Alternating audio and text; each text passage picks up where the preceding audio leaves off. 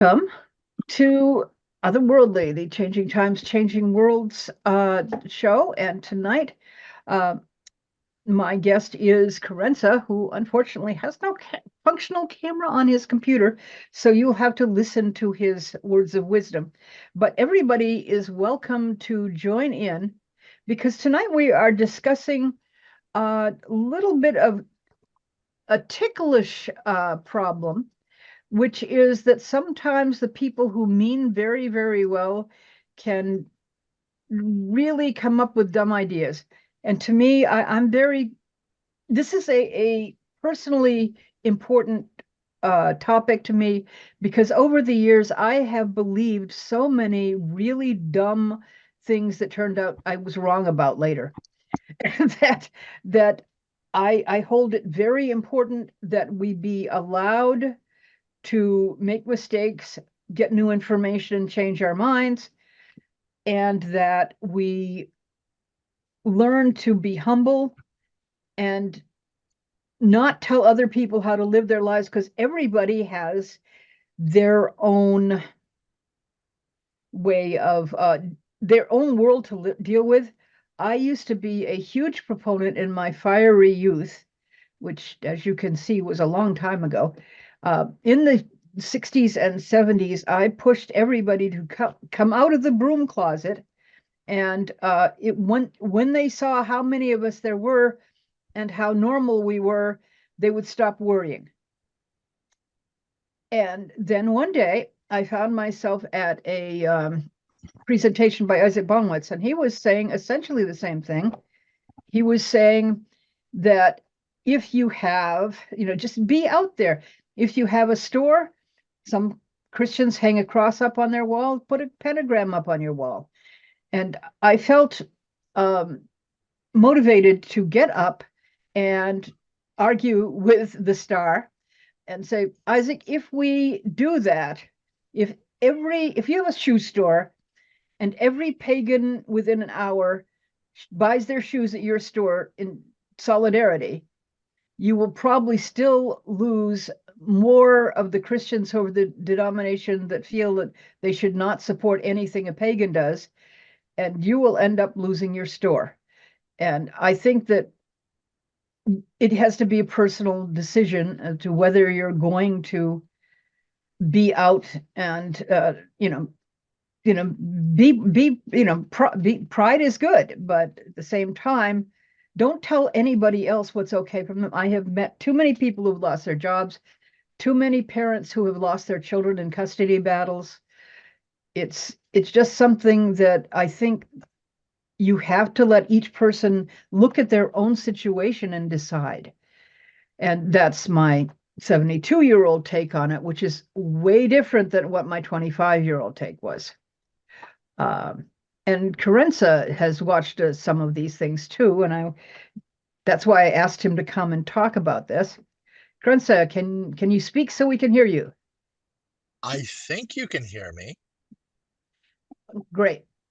Yes, we can. I would like to open with the deplorable fact that outsiders of any group recognize and notice the most extreme members of that group.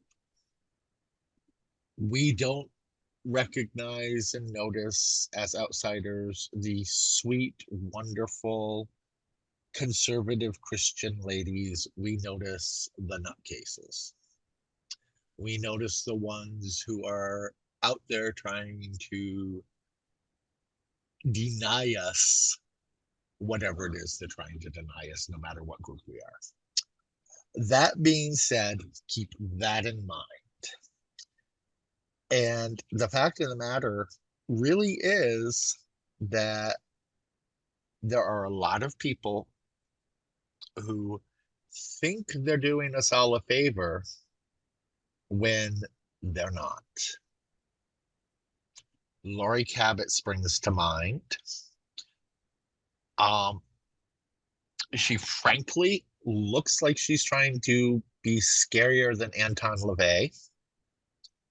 All of the conservative Christians, their mind goes directly to her. I've actually been in a courtroom during a custody battle where the husband said, "She's dangerous, she's a witch." And the judge said, "Like Laurie Cabot?" And then demanded she bring in all of her paraphernalia, her tools of the craft at the next one so that he could see exactly how dangerous she was. Being noticeable is not always helpful.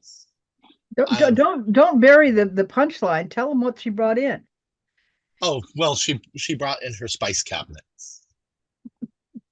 That is what the next hearing she brought in, and she brought in the contents of her spice cabinet and said, "Here is cinnamon, it is good for money spells, and here is vanilla, it is good for love." And it didn't go as the judge expected it to. He did not find the proof that she was an evil, horrible woman in what she brought in. But that's neither here nor there, just the fact that his mind immediately went to Laurie Cabot.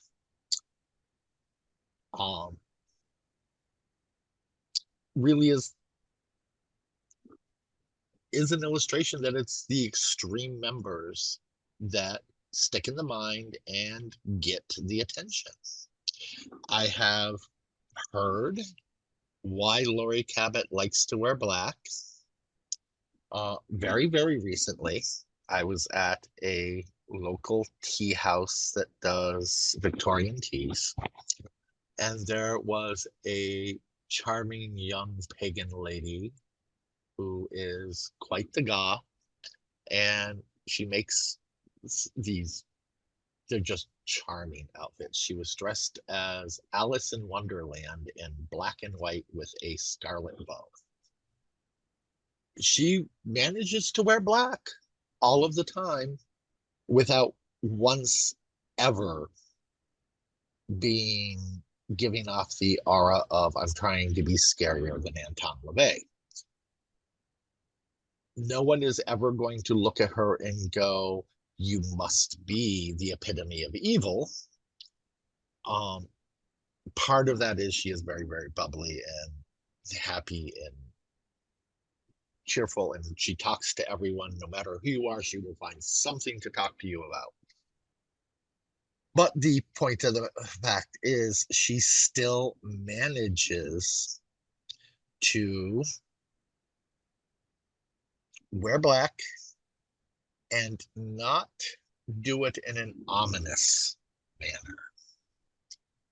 And I have noticed that there are people who are purporting to be community leaders who actually think they are being helpful when in fact they are alarming the people who are going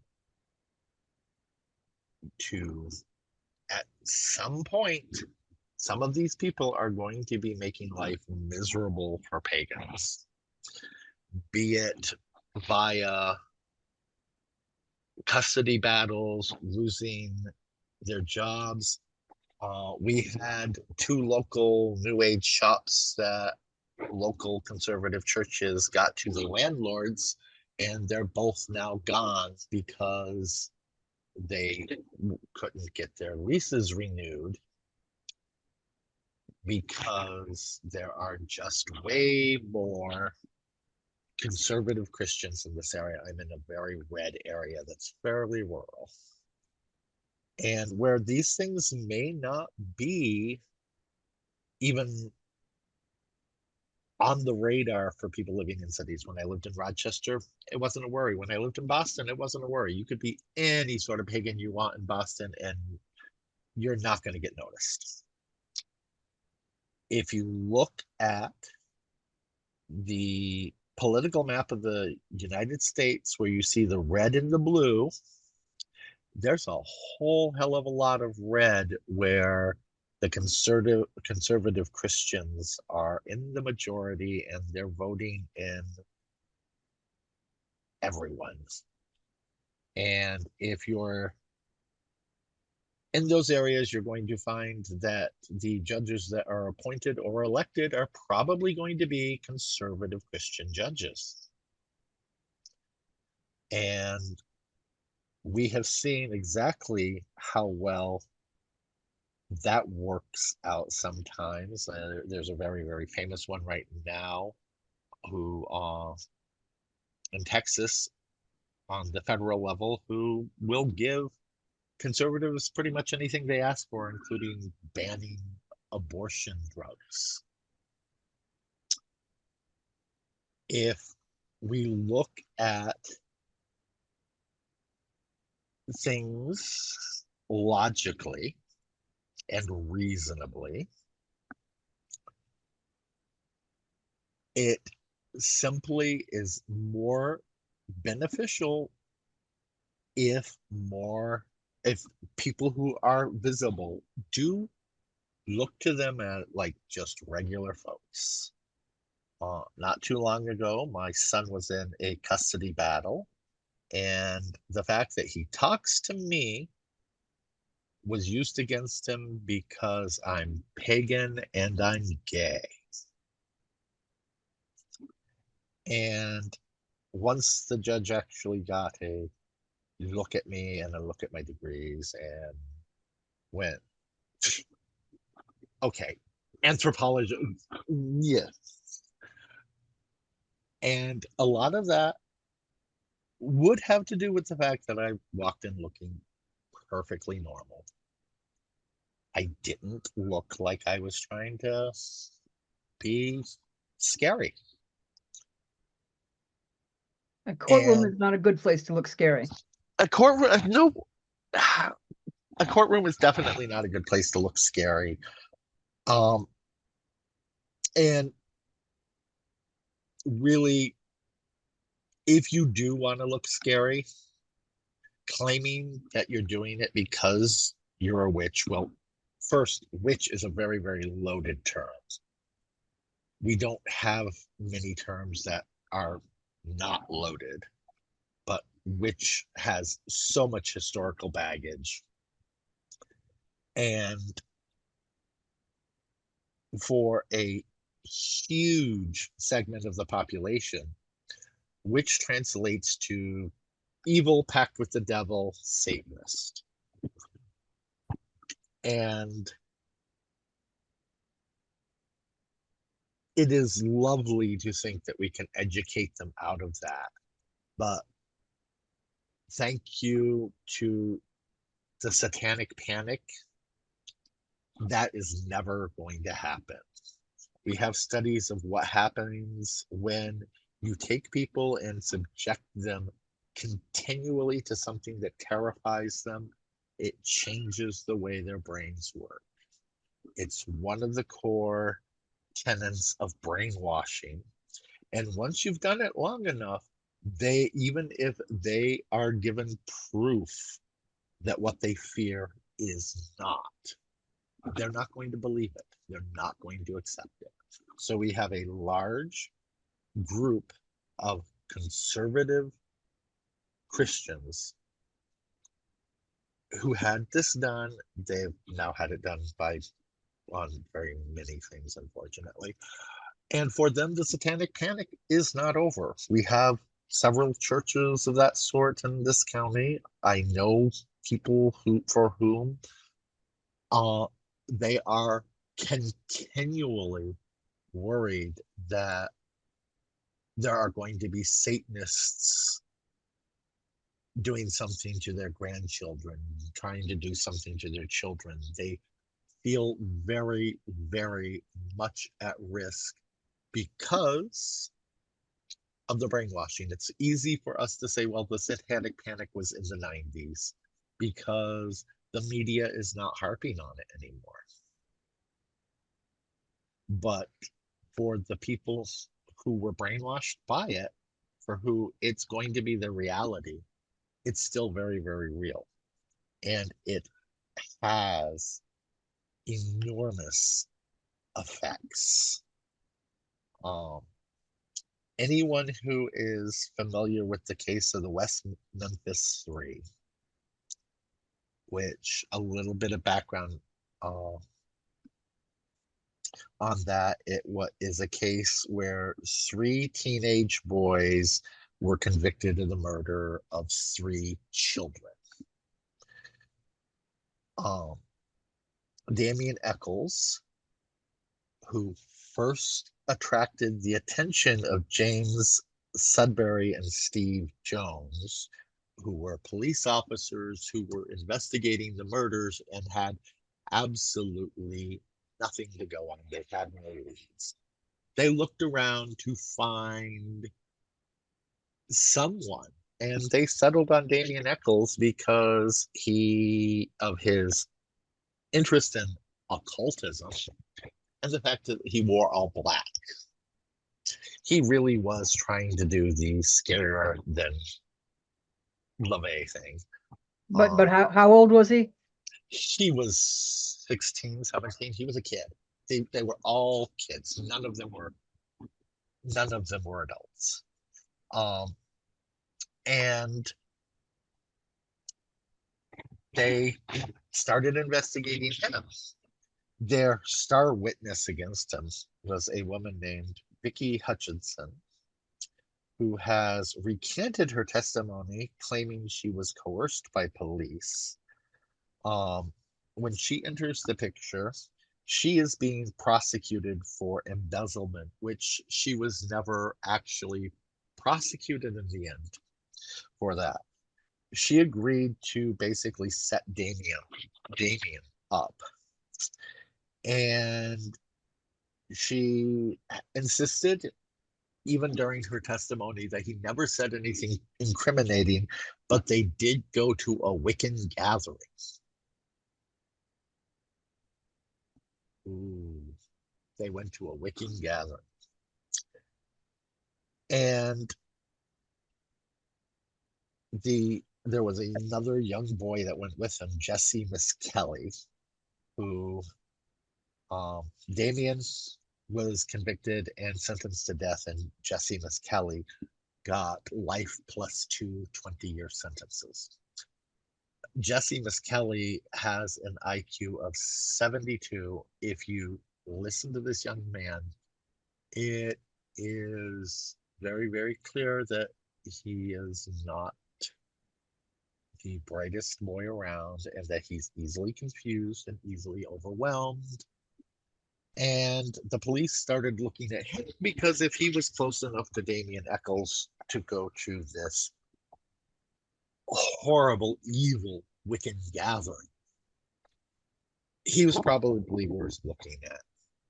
So they gave him a lie detector test and told him he failed, and pretty much browbeat it. It is a well-known fact in psychological circles that if you have someone who is feeling very, very much targeted after something like a lie detector test in a legal setting, especially people who are on the lower side of the intellectual quote, that they will frequently confess just to get the situation to stop. So he started confessing. Unfortunately for the police, the tapes show that he really didn't have any clue about it. He talks about things like rope when rope wasn't used. He says it took place, at first he says it took place at 9 in the morning, and they slowly talk him through what they need him to say till they get to it's happening at about 7 at night. And it's very, very obvious if you listen to these tapes that they are telling him what to say. And the other young man that was brought into it is Jason Badwin, who got a life sentence. Now, so they have a coerced, obviously coerced confession, and that's it. They find a small amount of blue wax, not enough to test, on one of the victim's shirts. And they find a small amount of blue wax on a book in Damien Eccles' house. Why is blue wax important? Well, obviously it has something to do with ritual. It's just blue wax. There's blue wax on the kid, there's blue wax on the book. Okay. It's not even enough blue wax to test, and so we don't even know if it's the same blue wax. We don't know if it was a soy wax. We don't know anything about it other than it was a blue wax. And that is pretty much what they had. So they go to Dr. Dale Griffiths, who is a PhD, and I am using air quotes on that. He originally worked as a cop, and then decided he was going to become an occult expert and educate police stations as to the dangers of the occult. So he got his degree from Columbia Pacific University, which is a degree mill. You can buy any degree you want from them while they were still open. The state of California did close them down because, as Dale Griffiths freely admitted, he did not take any classes at all of any sort from Columbia Pacific University, although that's where his PhD is from. So he was their expert witness to prove this was a occult sacrifice. He focused on things like it happened near water, and witches use water to baptize people, as do Satanists. What? So that is directly from the court records, that it happened near water, and witches and Satanists use water to baptize people. So this is what the prosecution had to work with. The judge early on ruled that Jesse Miskelly's confession was freely given, so the defense could not bring in any experts to point out that it was coerced. It really didn't matter. This was Arkansas. This was a very conservative Christian community. And in the end, they were convicted. Now, other interesting tidbits: there was genetic evidence that excluded the three boys. So it proved it could not have been them. Didn't matter. There were bite marks. Teeth imprints excluded the three boys. Proved it could not be them. Didn't matter.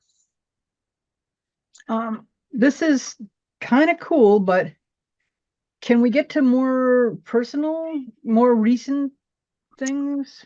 Well, this is really, it shows the extent of it. Doesn't matter if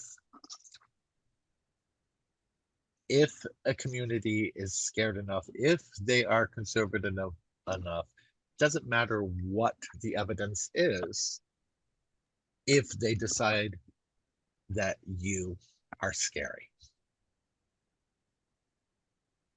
And that is a huge especially when we have people who seem determined to show the world that pagans are scary. I know back in the 80s and early 90s, there were those so-called experts that were going around to churches and police telling them what to expect and what's an occult and all the negative stuff that amped people up for it. And the later 90s, that was being backed off, and even still in 2000s. Yeah. But the churches haven't let go of that stuff. And of course, you have law enforcement people still going to churches, whatever, being told the same rah-rah story over and over again. And granted, young kids are rebelling. They already know everything's nonsense, and they're already being abused. And of course, they want to look scary to be left alone. But yeah, that doesn't help their case. Yeah. But most of the stuff I've heard in the past 20 years is more like the sociopathic husband or wife that is throwing that out there in the face to the courts for child custody cases. And it's usually the sociopaths that are the ones that are throwing it out there. And unfortunately, even to this day, we don't have good witnesses to describe sociopathologies. And women still are like usually the major targets of this. Of course, back the day that you're talking about, that I saw at the expose on that, and it's like crazy stuff written or what was it, a storm sewer central place where they try to make that all up, and of course you don't know whether kids go into places and spray paint stuff and whatnot, and and then you find kids murdered in some place, and then you assume it's all occult, and it's just that was crazy. It was definitely crazy. And the craziest part of it is they were never granted a retrial, even though there was genetic evidence. There was really compelling evidence. It's a matter of money at that point. Poor kid. They don't have money to fight that. They need a lawyer, and then the only way that's going to be retried is if you have public defenders who aren't conservatives that want to make a name for themselves to fix it. And you're not going to find it there. More than enough money. That's true everywhere, any legal system. More than enough money was raised for their legal defense. It boils down to this. It went to the Supreme Court, and they weren't. Yeah, it went to the Supreme Court of Arkansas.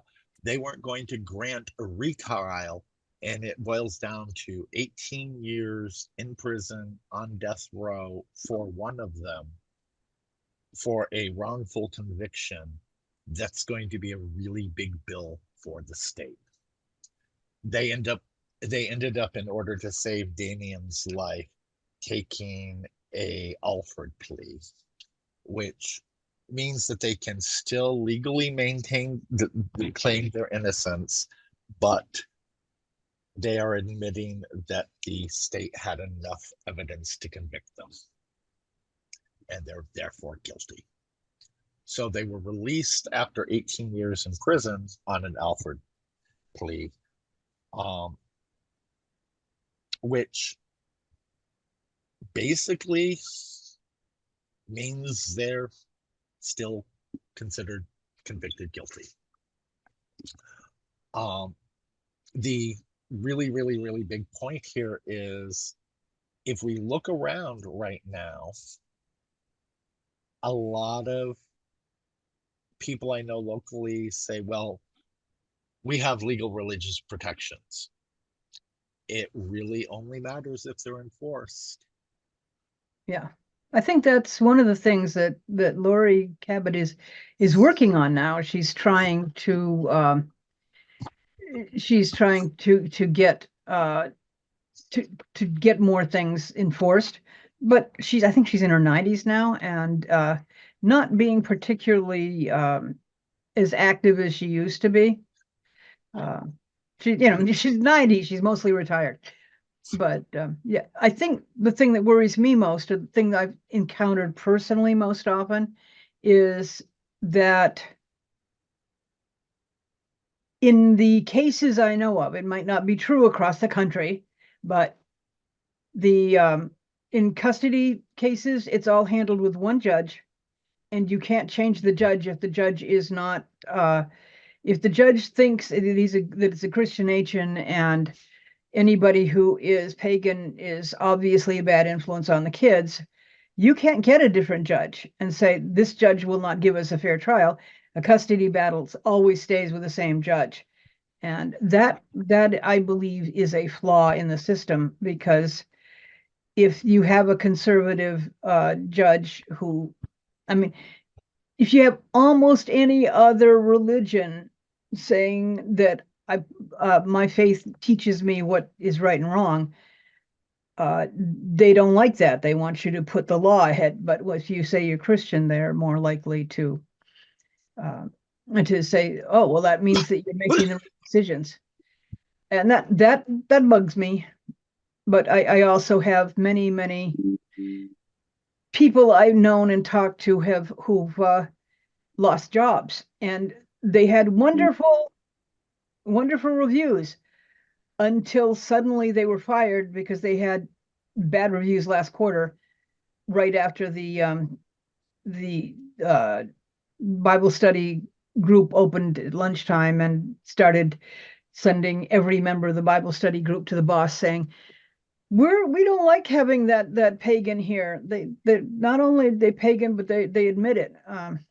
And suddenly this person who is and it's never down because you're pagan. It's always coming into work late, or called in sick too much, or something like that. They make up other things. And that, because of course you don't put down the things that it's illegal to put down. And that's a thing that it just the way the world works. Oh well. It's only when it's really egregious. I mean, there was an Arby's case, and yeah, you could fight them because to get your job back, but is that the job you want? But yeah, Selena Fox and her group, and the Lady Liberty League, and the work with the ACLU has done a lot of positive cases to support that. But as you're saying, that one family court was, if a family court's the only judge that you got within a county, you're stuck. And if you're dealing with a whole countryside of really conservative types and lazy police, and this is, parts of our country are bad like that. I was pretty concerned about moving down here in Georgia, and I come to find out some of the Southern Baptists down here are more secular than you can imagine. But the evangelicals, they're there, and they still have bend people's ears. And when finally asked one job, they're basically, it was talking about gay people. I says, no, the gay people are fine, whatever. And it says, I thought you were very conservative. I says, you got me completely wrong. I'm about as liberal as I'm going to get. I have socially conservative values, true, but socially, I'm liberal. And it goes into, and then done it question after question. It's like, hey, I'm pagan. I said, don't you worship the devil? And I can get away with it because I'm big, and what I have to go like this at work so I don't seem scary because I'm 6 foot and 300 pounds. Because I work with testosterone poisoned males. Okay, and stuff like that. So I have to go like this. Are you saying that I worship the devil? Have you ever seen a devil? Have you ever fought a devil? Have you ever performed an exorcism? I have. I know what devils are. You have no idea what you're talking about. And it's like, get back in your lane. Most of the pagans I know, they can't even bring the devil around because they don't believe in him. So the only people possessed by demons are Christians. You ever notice that? No? You want me to cite examples? It's and why? And their eyes go like, look, I know way too much more, and you start asking me questions. I will open a can of worms. But no, the thing is, I can get away with it because I know my stuff. And conversely, people that do us no favor who talk about things that don't exist. I mean, like millions of witches burned. I'm sorry, Calvin burned whole villages and mostly women because they were mental. And they were basically Christians, just the wrong type of Christians. Okay, they weren't witches. Good grief! Yeah, Catholics burn Protestants, and Protestants burn Catholics. And in England they hang them. Yeah. So I remember a quote somewhere about the Crusades that more Christians have been murdered by other Christians in the name of God than by any other aggressor towards a victim group. Yeah, and I believe that's. I mean, no faith is exempt, and any leverage for power, and I mean, for crying out loud, the Buddhists in Asia were killing shamans and people who believe in Tengri, which was another monotheistic religion that but had animistic, shamanic practices within it. So and the Buddhists are killing the Muslims there in Thailand. So yeah. But the thing is, when in India, the Muslims and the Buddhists just keep killing each other a lot, and it's very, very depressing because they're both religions that promote peace. It's like culturally, villages have a tendency to get down on each other. Well, that's one of the reasons I'm Zen and not basic Buddhist, because every transformation of Buddhism has come at a point where somebody decided that the old version had carried along too much baggage and we needed a fresh start, which is why Bodhidharma went to China and started a new thing called Chan, which evolved into Zen. But, it is appalling how, people who claim to follow a religion, in my mind, have to pass a test about their attitudes towards other living beings. And it doesn't matter what religion they are. If they flunk the test, well, so much for you. Yeah. Thing that I'm noticing that's not doing us any favors, it's less about scary now. I mean, a lot of people look at Lori Cabot as commercial. She is a commercial. She's a figure point for Salem's tourism. Yes, but she's extremely commercial. Lori is a brand.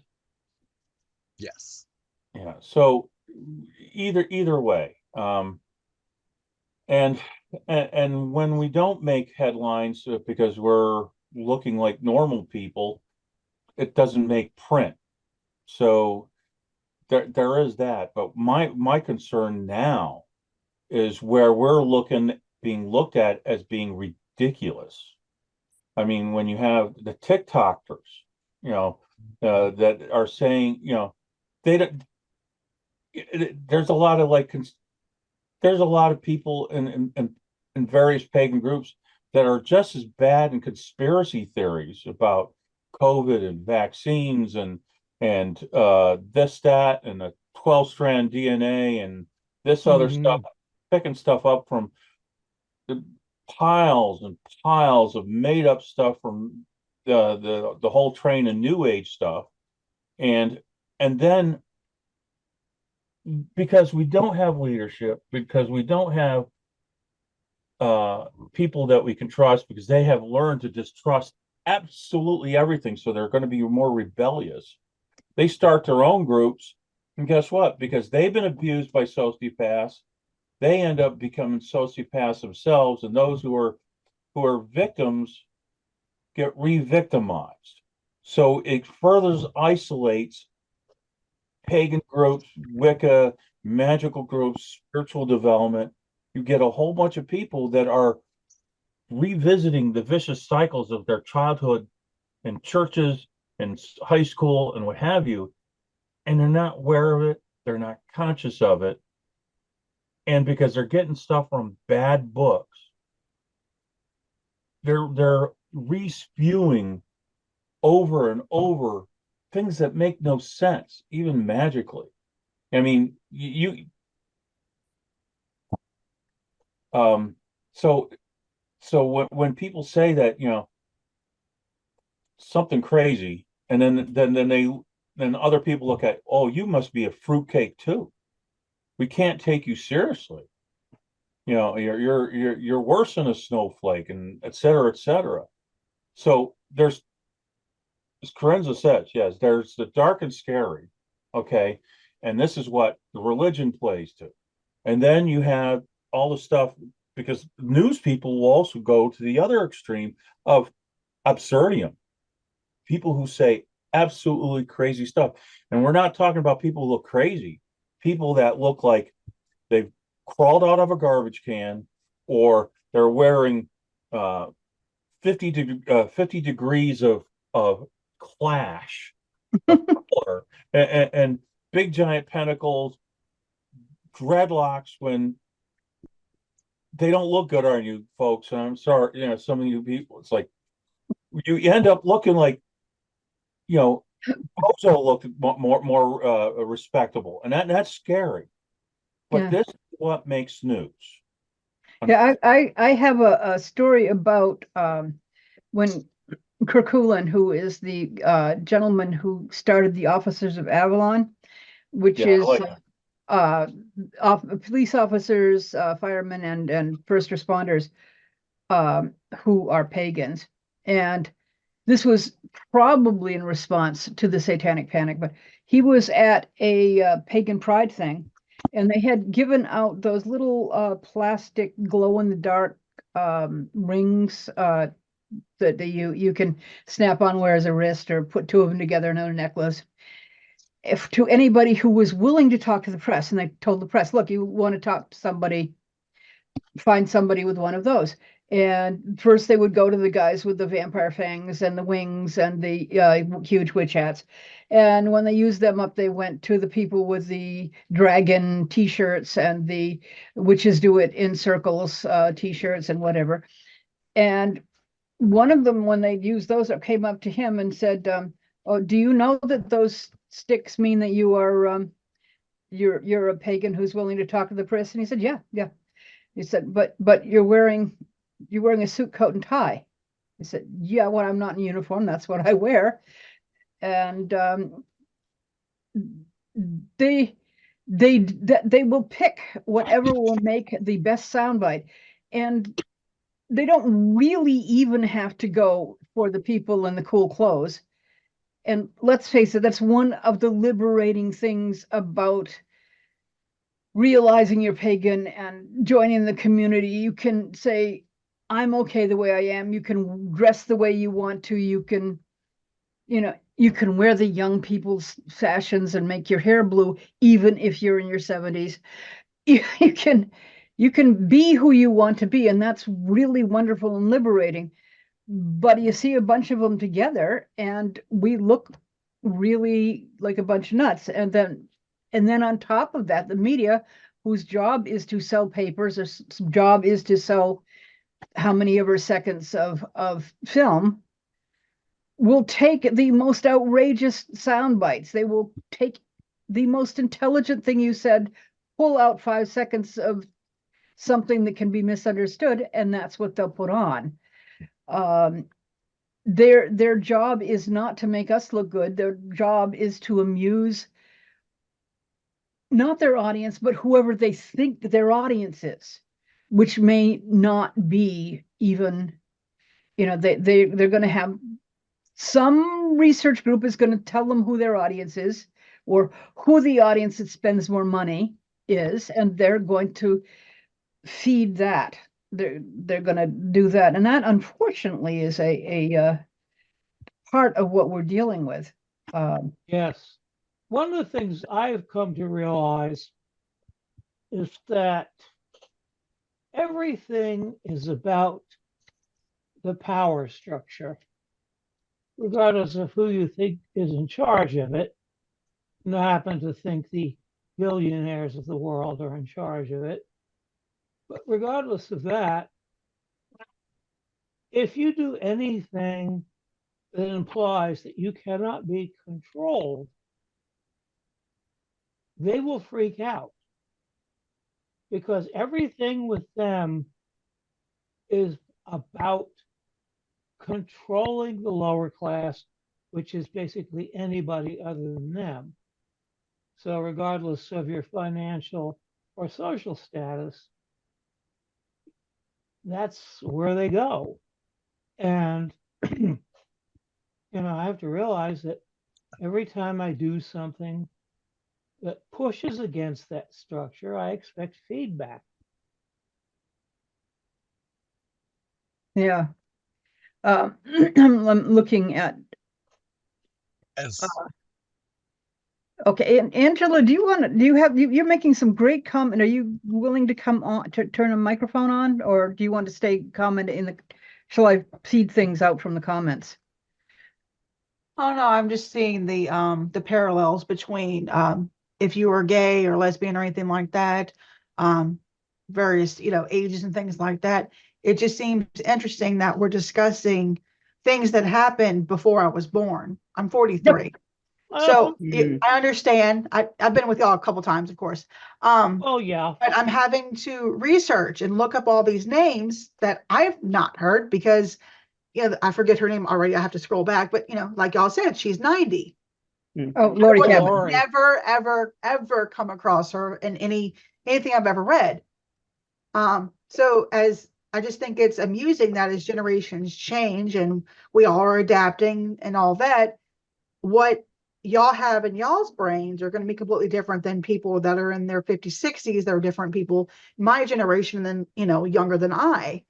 Mm-hmm. So it's interesting to see how we're all trying to communicate, but yeah, where our lived experience is where we're stuck. Right. Not only do we need to research the past, we also need to research where we were. Like, I graduated college. I didn't do anything but go to work. I don't know what was happening in the music industry then. I don't know what was happening. And I didn't go out. I had to work. I had to do, real life adult things. So these are years that I don't have an experience because I was just out in work. So I need to take those moments and just Google and see what happened during those years that I was MIA. It's just one of those little things that I was just it's a really finding important interesting. point, because those of us who are getting along, and I just turned 74 this month, have been around so long and seen so much, we forget that there are an awful lot of people, and not kids, who missed all of this. What age do you consider kids? Anybody under 73. Okay, that's why I ask. Because married at a some kid. point, being called kids is derogatory. Yes, Right. I know. It is. I'm just letting you know that Yeah. whenever I hear it, it's derogatory to me. Yeah. I Well, know it it's does not raise meant the in that issue. fashion. Well, I know, but it does raise, maybe we just need to find another term, because we do have classes from starting from birth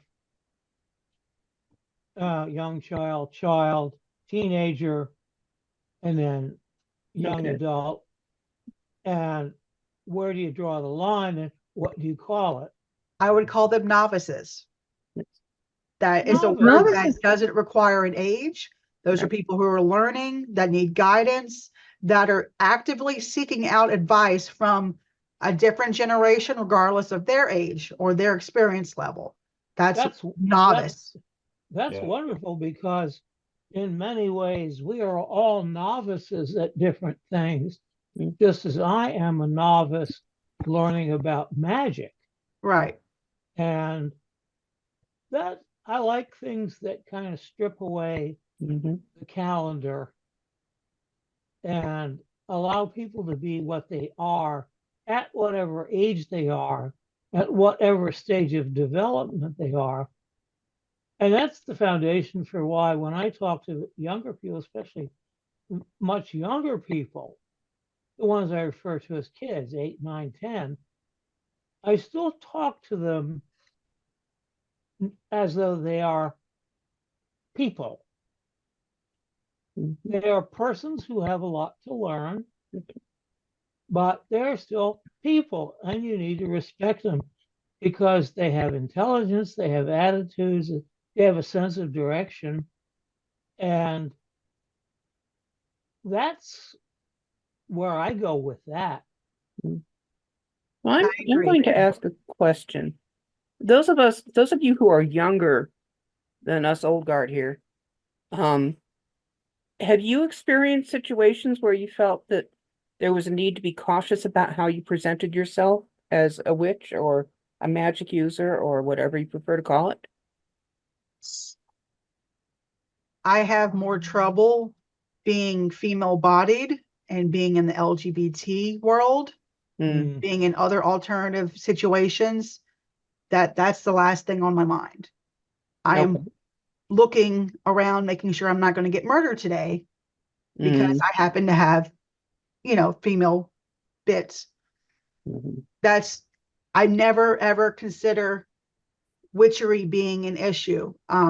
There's several things before that I'll get in trouble with. There's plenty of other things that I'm going to be, quote, weird or not normal. So it's already, I don't know. I don't ever worry about it because I have plenty of other things to worry about. Okay. Angela. Is it possible the environment has changed that much? I mean, I'm also next door to New Orleans, so that's kind of Mm. a Okay. blessing and a curse. I mean, Ground zero. I'm in Baton Rouge, that we're the Bible Belt of Louisiana, but we can go next door to New Orleans and it's kind of okay-ish. Mhm. You just Well, don't- I no have one a- has its own personality. And the comment about, definitely, I've never let it be known at work as I worked in the medical field. And I've worked in the medical field twice. And in my most recent iteration, I wasn't even involved in this kind of exploration yet. But the magic was still there in me. And it actually came out in my work. But I just didn't know about it, to give it a name. So it never became an issue. Also, for me, it's nobody's business unless I want to do ritual with you or I see that you're hurting somewhere. First thing I'm going to suggest is therapy. And then secondly, self-help kind of things before I even go to something that's not mundane. Right. Right. Okay. That's just where my brain goes. Can we take our last few minutes and talk about the best way to present the community that won't feed into negative stereotypes, won't give the press an easy target, and will make people around us feel safe? Because, I think that you had a good point. Those of us who lived through the satanic panic and have friends who've lost children or jobs are a lot more.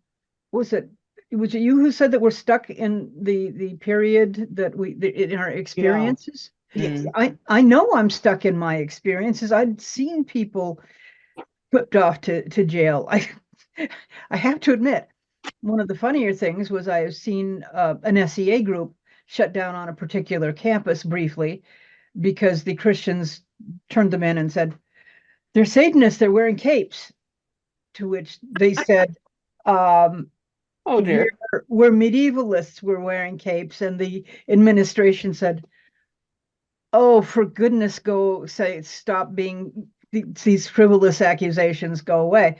But for, the SEA was shut down because somebody looked at them, said, it's capes, it must be Satanist. And these are the things that stick me in my past.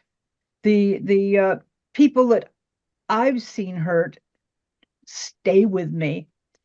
And so I do want to be. So how do we present ourselves? I would like to point out before we go down this rabbit hole. Okay. Well, that, we only have 5 minutes of rabbit hole left.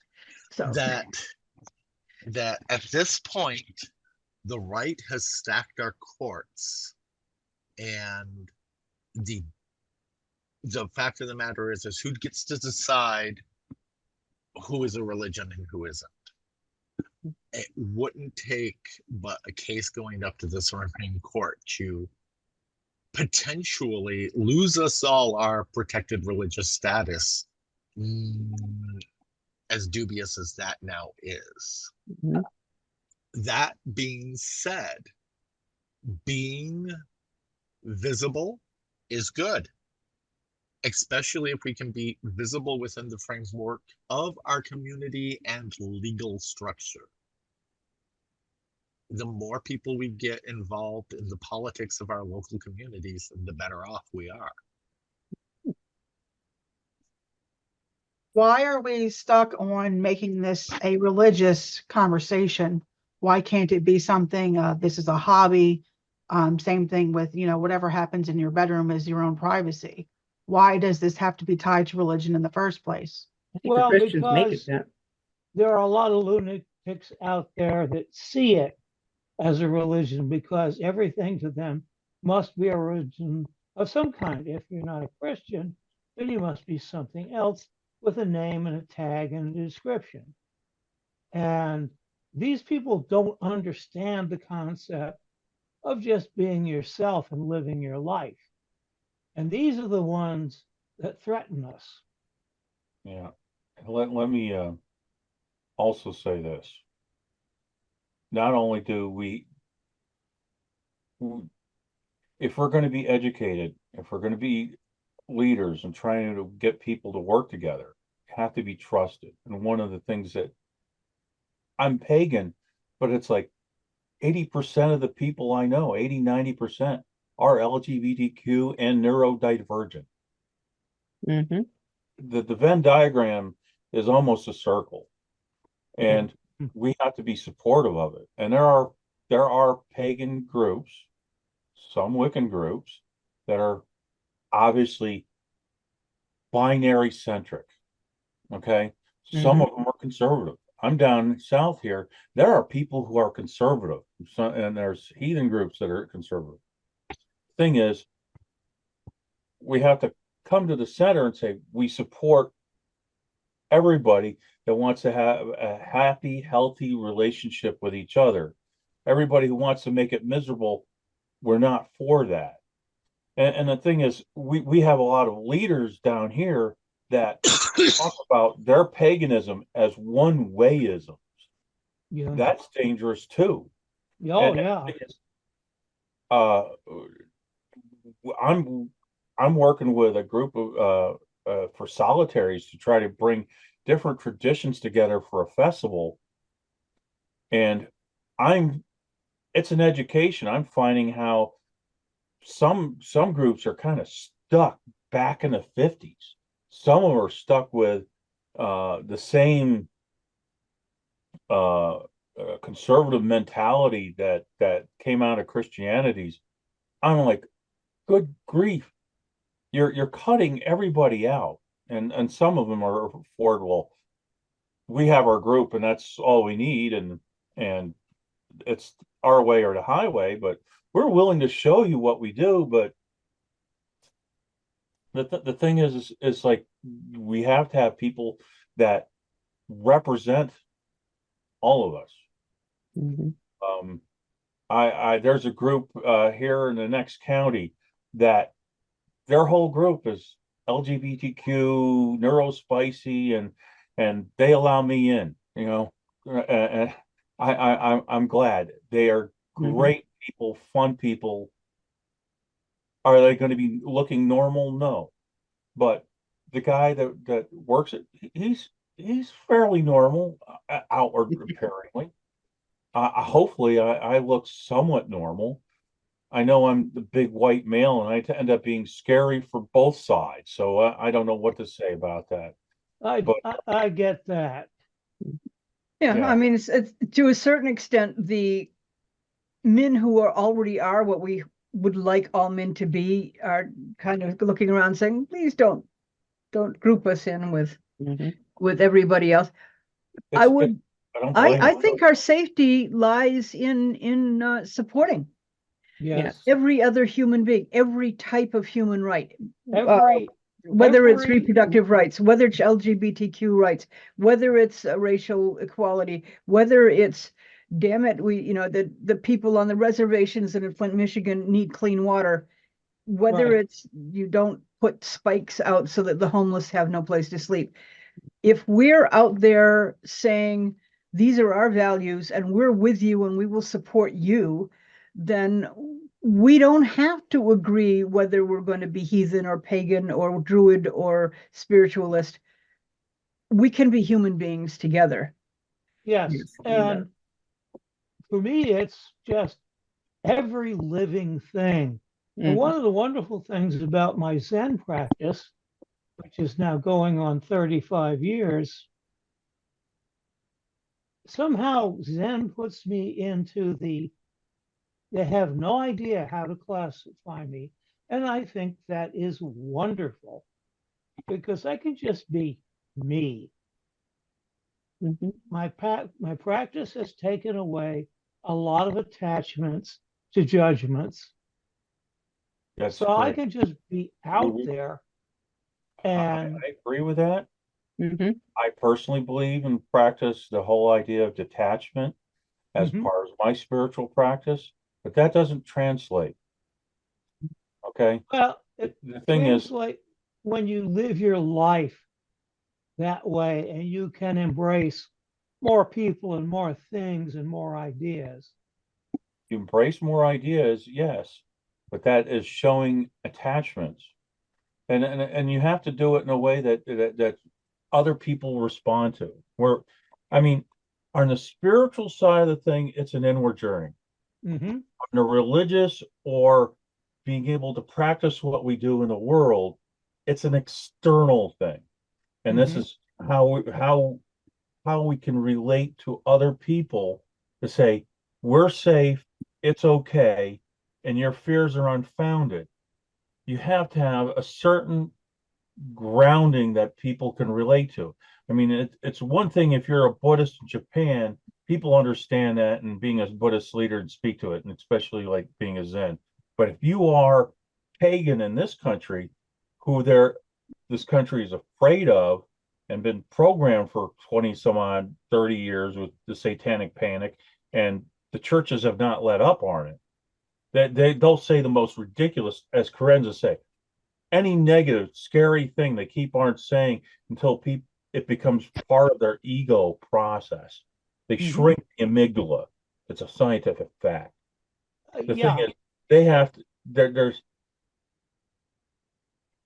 I just like people know to announce that I'm. Yeah, it's like I didn't announce that I'm a witch or a pagan to my bosses, but there's a few people that knew me. I mean, but that's I'm dealing with people who are Hindu.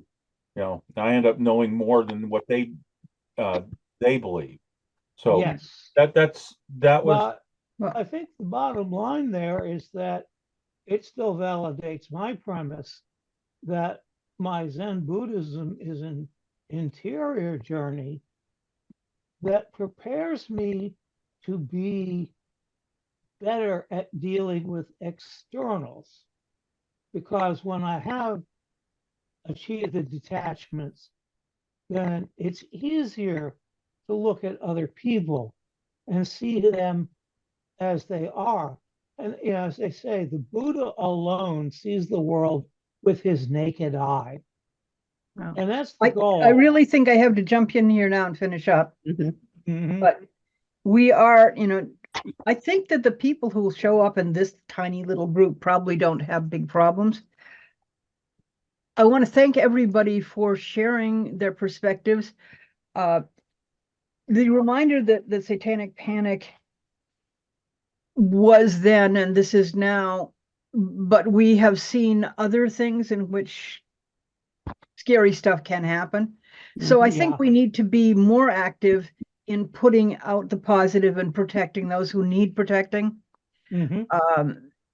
Because especially while the right is so heavily stacked to protect itself, that's because we were winning through the 20th century. The end of the 20th century, we human rights, women's rights, gay rights, it was doing great. But now, so they got panicky and packed the courts and packed the police. So we have to be more active. I think we have to be careful to support everybody else. But I'm going to just say, changing times, changing worlds.